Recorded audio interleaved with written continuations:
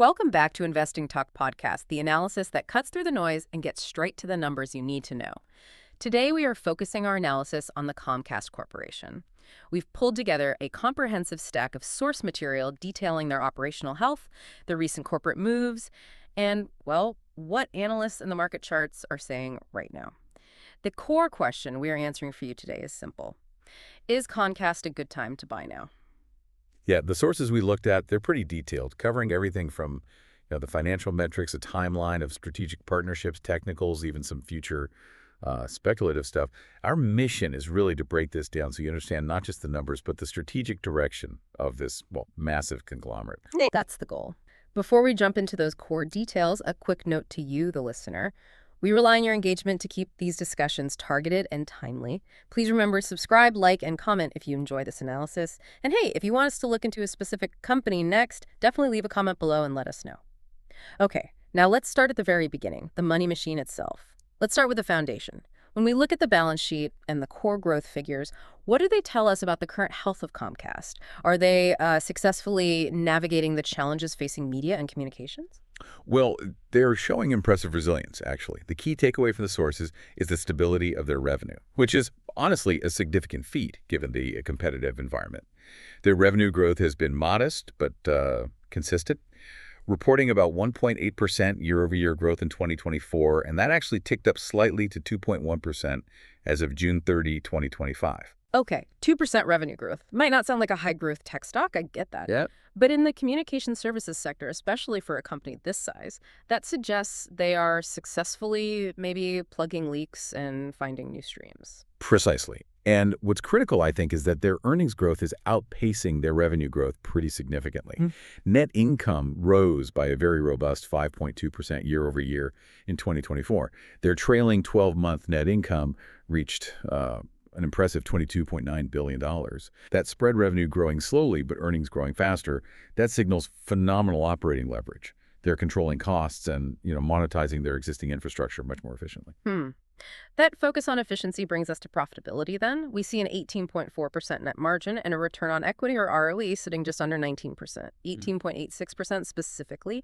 Is that performance more like a traditional telecom giant, or are those metrics signaling something closer to maybe a high-performing tech utility? Those are stellar figures, really, for a conglomerate that includes high-cost media and theme park divisions.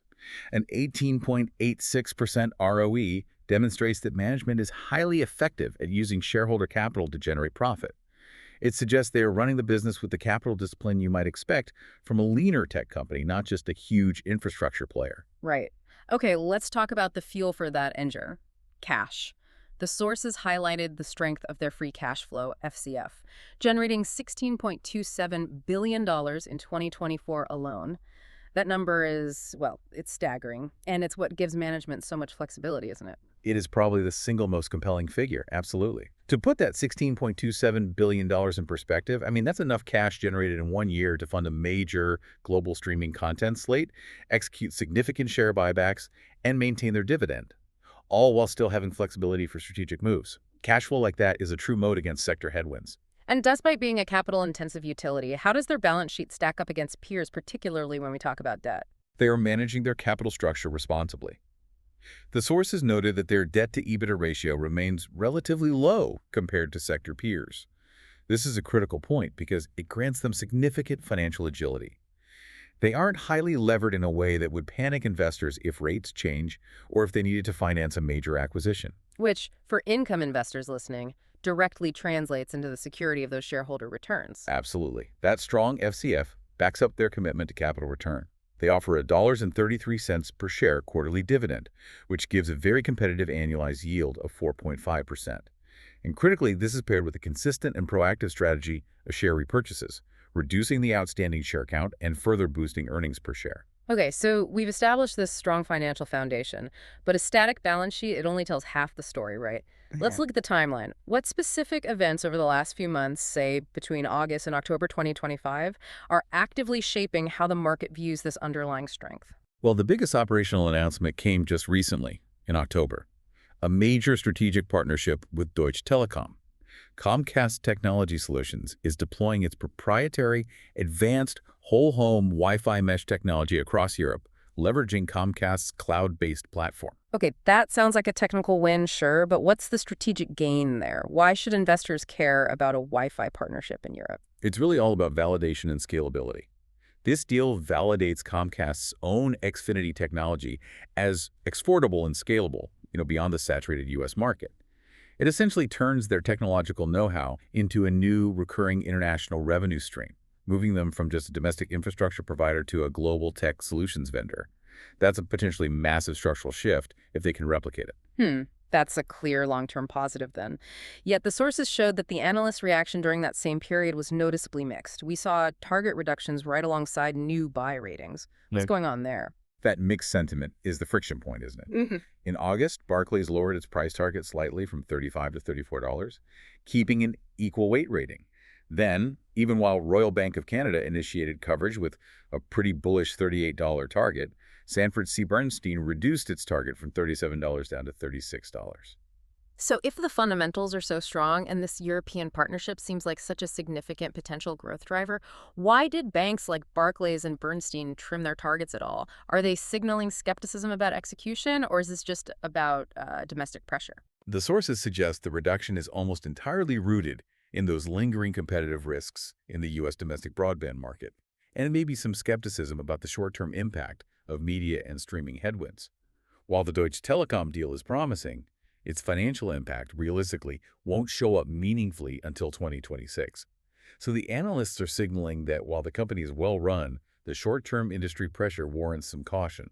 We also noticed some cautious institutional activity during this period.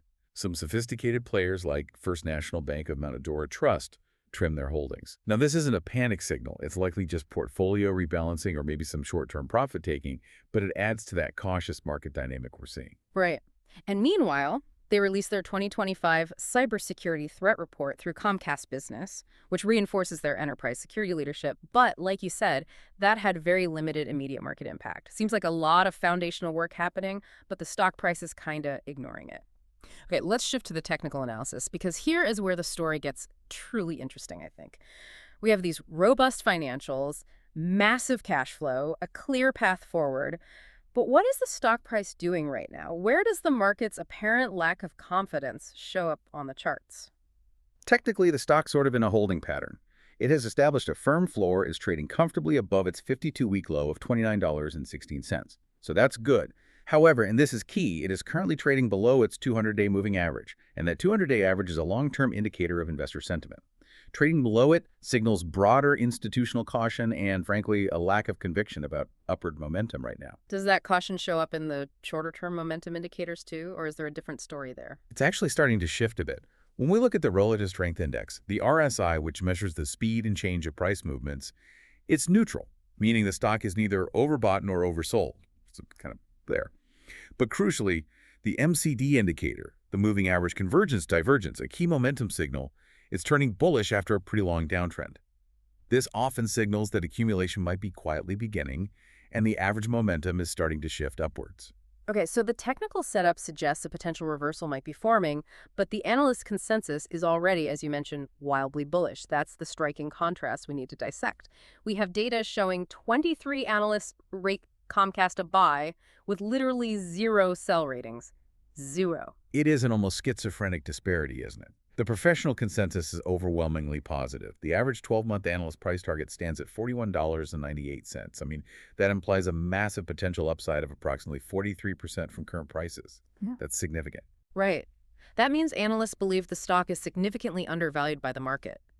When you have near-unanimous bullishness from the pros, but the stock is languishing below long-term technical averages, it just screams valuation gap. It absolutely does. And supporting that belief is the 13F data on institutional stakes.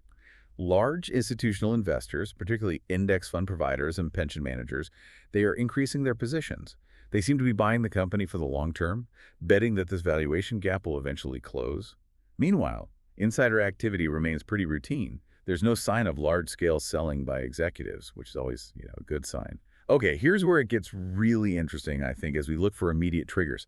The investment thesis often requires a specific event to catalyze that price movement, right? And Comcast has several on the calendar immediately ahead. What's the single most important event investors should be watching for in the next few weeks, then? That would definitely be the highly anticipated Q3 2025 earnings report. It's scheduled for October 30th, 2025. Analysts expect another year-over-year earnings per share increase, and the market will be scrutinizing this report very closely for updates on two key areas: broadband subscriber growth, always critical, and any early success metrics from those recent strategic initiatives like that Deutsche Telekom partnership. And we have several other near-term dates too. The quarterly dividend payment is scheduled for October 22nd. Then, as we move into December, two things happen. You get the holiday season subscriber report, which offers early insights into 2026 trends for media and studios, and you also have the year-end ETF rebalancing, which can sometimes generate temporary, mandated buying pressure. Okay, those are the scheduled events. But beyond those, what are the potential long-term rumors and let's call them speculative opportunities that could fundamentally reweight the stock if they actually materialize? Right, the what-ifs. We found four main areas of speculative chatter that offer potentially enormous upside. First, that international expansion we talked about. Rumors suggest the Deutsche Telekom partnership is just the beginning, maybe the tip of the iceberg, and could expand beyond the initial European countries. That could drive much broader international broadband revenue. Second, there's massive speculation around AI integration. The thinking is Comcast may deepen its investment in AI-driven network optimization and customer service. If they achieve significant efficiency gains via AI, those cost savings drop straight to that already impressive bottom line. And the third focuses on efficiency, but through subtraction, not addition. Exactly. Portfolio optimization. There's unconfirmed chatter, mind you, about potential strategic divestitures of non-core assets.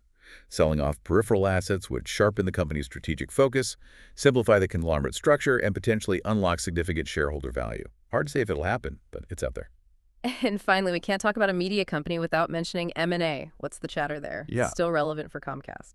Oh, absolutely. Market speculation suggests possible acquisitions or partnerships, particularly in the streaming and content space.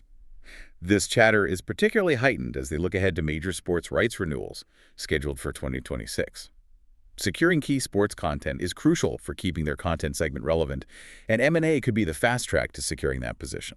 Okay, so what does this all mean? Bring all these data points together for us. Deliver the final summarized investment thesis for the listener. All right, the synthesized analysis supports very strong outlook overall. The company maintains an overall bullish rating, scoring an 8.5 out of 10 based on the sources. This is fundamentally driven by that sustained growth, the incredibly robust cash flow that basically guarantees capital returns, and relatively low leverage, especially considering its highly diversified nature. Now, we have to be clear on the risk factors. You got to watch out for the primary risks: intense competitive pressure in streaming and the saturated U.S. broadband market. Plus, there are always ongoing regulatory risks inherent in a utility business like this. However, the diversification provided by NBC Universal and the theme park segment really does act as a significant hedge, helping to offset potential sector headwinds. And what does this analysis suggest about the timing for an investor maybe looking to initiate a position? Well, this analysis really supports two distinct investment pathways. First, it seems attractive for shorter-term trading, especially positioning oneself ahead of that October 30th Q3 earnings release and any potential product or partnership announcements that might come with it. Second, it is fundamentally supported as a strong long-term investment, driven by the secular growth potential in both their superior broadband product and, importantly, their strong capital return policy. Okay. As we close out this targeted analysis, let's return to the central puzzle presented by the source material and leave you with this final provocative thought. Why is it that despite possessing massive cash flow, strong fundamentals, and a near unanimously bullish analyst consensus with price targets implying, 43% upside, why does the stock continue to trade below its historical averages and that crucial 200-day moving average? This suggests the market isn't really doubting the potential of the company. Perhaps it's demanding proof of execution on these newer strategic moves. We encourage you to focus specifically on the Q3 subscriber trends and the immediate success metrics, if any are shared, of that new European partnership with Deutsche Telekom. Those could be the key indicators of whether the stock can finally close that, frankly, frustrating valuation gap. Thank you for joining us for this analysis of the source material provided. We look forward to having you back for our next investment exploration.